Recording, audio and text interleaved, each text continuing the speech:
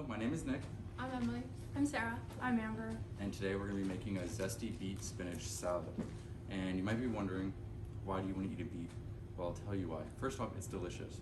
But most importantly, probably something you don't know, is that it's going to help you lower your blood sugar. It's a good source of fiber and an excellent source of folate.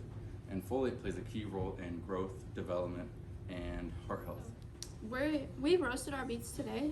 So we just roasted them at 400 degrees for about an hour until they were fork tender. We just put a little bit of olive oil and salt and pepper. But you can also boil them, and you can also just eat them raw. But you want to make sure that they're like really, really small, because they are pretty hard to eat raw. Okay, so now we're going to make our vinaigrette. Amber's going to make the vinaigrette while I talk about it. Okay, so to make this vinaigrette, I've got my red wine vinegar, and then I got my Dijon mustard, honey. I'm guessing this is olive oil. You can use any type of olive oil, and then garlic. So I'm just gonna be pouring all this.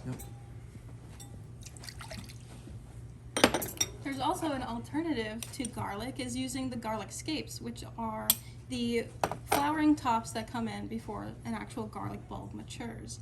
You can find these at the bulb seasonally during the spring, and they're a great mild and almost green flavor to add to your vinaigrette, while also offering vitamin A and C, and is also an anti-inflammatory.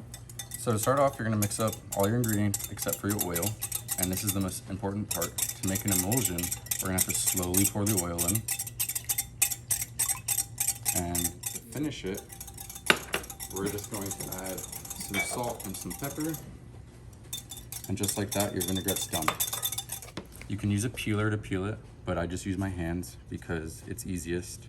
And the easiest way to peel them is after, I would say maybe 15 minutes after out of the oven, so that it's still nice and warm and easy to peel, because this is completely cooled down. So as you see, it's a little bit tougher, but you can still do the job.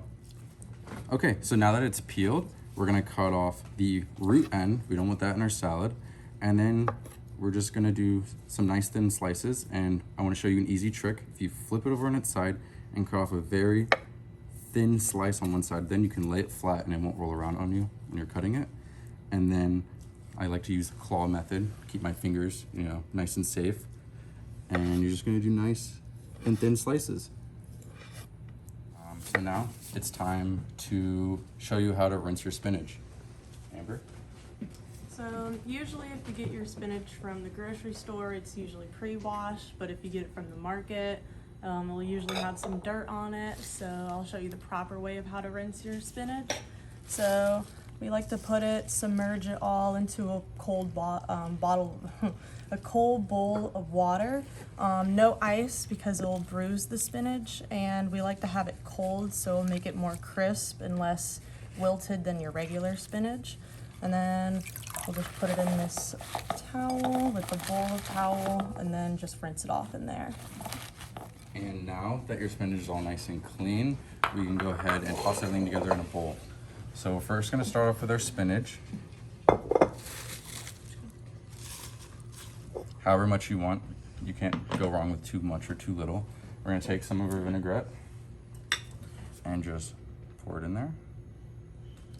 Just a little bit, a little goes a long way. And remember, you can always add more, but you can't take away. And we're gonna give that a mix. And then whatever plate you choose, we can go ahead and place it on the plate. And then we're actually gonna do the same thing with the beets, so we can get the beets coated with a little bit of vinaigrette. You might not even need to add more to the bowl. Just toss them around a little bit, just so they're not completely bland, even though they're still delicious on their own. And then you're gonna take your beets and you can lay them on top. And the cool thing about this recipe is that after this step, you're ready to go. You can go ahead and eat it as it is, but if you want a little more excitement in your life, if you have nuts, seeds, fruit, dry fruits, then you can add that. You can really add anything you want to it. And it's crazy how just this little amount of food packs a punch, and you can just be that much healthier. Sarah?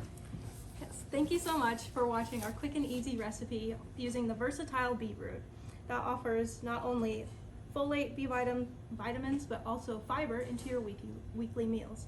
And remember, a colorful diet is a healthy diet. So be sure to include this in everything you eat. Thank you.